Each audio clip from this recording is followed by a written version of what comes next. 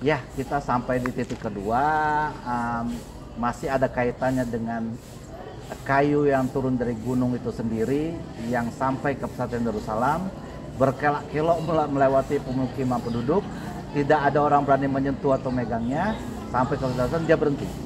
Nah, salah satu daripada pecahan daripada kayu itu, dibangunlah Bustanul Muhaikin oleh Abuya Muhammad Mudawwar Khalidi. Masih ada itu kayunya itu sedikit sekarang tuh, yaitu itulah yang tertulis di atasnya. Nah, itulah kayu asli daripada sama kayunya seperti kayu yang ada di yang Sekuna tadi itu. Nah, itu. Jadi di mana sebenarnya letak Bustanul Muhaikin yang asli itu?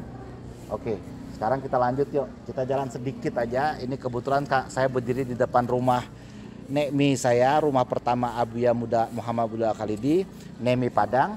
Kita berjalan sedikit ke depan itu, kita melihat inilah tempat asal aslinya daripada Bustanul Muhaikin yang pertama, yang asli. Oke, yuk kita lanjut.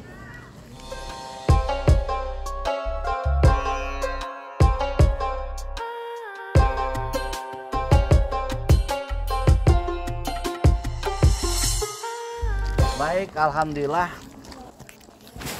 hari ini orang udah zaman modern semua dan kayu-kayunya pun juga sudah banyak rusak. Akhirnya kemudian dirubuhkan. Tapi kalau mau tahu di mana letak posisi Bustanul Muhaikin yang asli itu berada di sini nih. Nih, jadi pintu masuk, ya, pintu masuk ke pesantren Darussalam lewat rumah Abuya Nasir, langsung masuk kanan nih. Inilah pesantren Bustanul Muhaikin yang asli. Ya, tempat mengajar guru-guru semua udah selesai dari Darussalam, mereka mengaji tingkat tinggi langsung dengan Abuya Mudawwar Khalidi. Jadi ini 2 tingkat kan? Dua tingkat, ini 2 tingkat dulu. Ini rumah gadang besar 2 tingkat, tapi ya bagaimana seiring berjalannya waktu, akhirnya anak-anak pun sudah tumbuh besar segala macam, kemudian mereka berubahlah dengan yang baru. Nah, begitu. Itulah sedikit dari saya. Jadi menurut cerita, ya. Menurut cerita di Bustanul Muhaikin ini kan 2 tingkat. Di tingkat atas tempat Abuya Mudawwar mengajar. Ya. Nah, tingkat atas tempat Abuya Mudawwar mengajar, dewan-dewan guru Ya. atau ulama-ulama muda. Ya. Ya. Nah, kalau mengajar yang dalam-dalam supaya nggak didengar orang di luar, ditutup semua. Ya. Kalau mengajar yang dalam-dalam tasawuf ya, itu kata almarhum Abuya Muhammadin Wali ditutup apa? Nggak boleh dengar orang. Ya. Itu kisah, cuma nggak ada lagi tuh Ustaz. Iya. Padahal kalau masih ada tempat Abuya Mudawwar mengajar di sini, di tingkat 2-nya, itu luar biasa. Luar biasa. Jadi memang kisah daripada ulama-ulama sepuh yang ada di Aceh, Abu Armia itu masih hidup. Ya, Abu Armia, Ayah Matang Perla, Ayah Matang Keh, mereka satu semua ceritanya itu. Ketika Abuya mengajar di Bustanul Muhaikin, suaranya terdengar sampai ke kampung kita di Blangkoroh itu. Padahal Abuya ngomong di sini, tapi suaranya macam pakai mic, macam pakai mikrofon, terdengar di tiap-tiap rumah penduduk di sana. Ketika Abuya mengajar itu.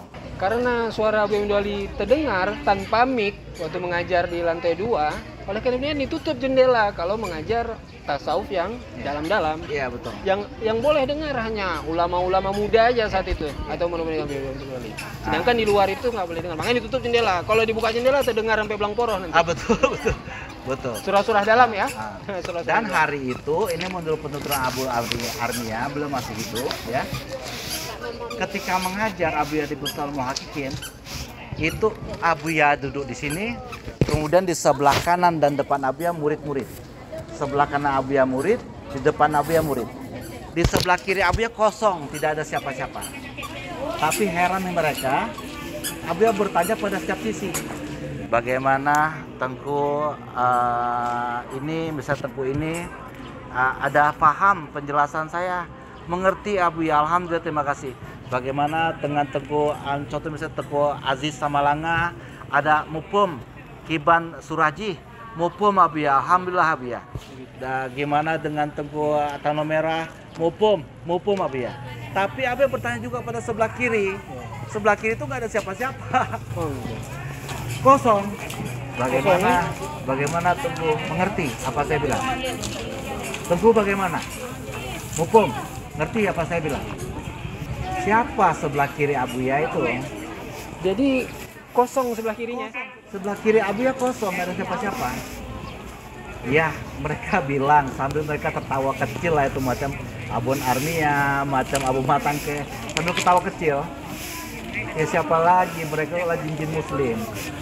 Mereka pun juga tunduk, mereka pun juga belajar juga sama guru kita. Sama guru besar bangsa Aceh, sama Abuya Muhammad Nurdin Al-Khalidi. Oh, jin-jin muslim. Jin-jin muslim itu, itulah yang duduk sebelah kiri. Yang sebelah kiri jin muslim ya. Jin muslim itu makanya nggak nampak. Nah, itu yang ditanya Abuya ya. Itu tanya Abuya, bagaimana Tengku Mumpung ngerti? Bagaimana Tengku ngerti penjelasan saya barusan? Padahal nggak ada orang. Nggak ada orang ya. Itulah mereka jin-jin muslim. Kalau yang sebelah kanan manusia nyata. Sebelah kanan manusia semua, murid-murid semua. Murid Depanmu Abuya juga, tapi sebelah kiri nggak ada siapa. Tapi tanya juga. Tanya juga. Akhirul kalam, wallahu alam bisawab. Guru Naksabandi dan saya mengucapkan kita berjumpa lagi dalam liputan pesantren Darussalam ke depan, Kapital Pesantren Darussalam ke depan, dan kajian-kajian daripada Abuya Profesor Dr. Syekh Haji Tengku Muhibbuddin Muhammad Al-Khalidi. Saya mengucapkan akhirul kalam. Assalamualaikum warahmatullahi wabarakatuh.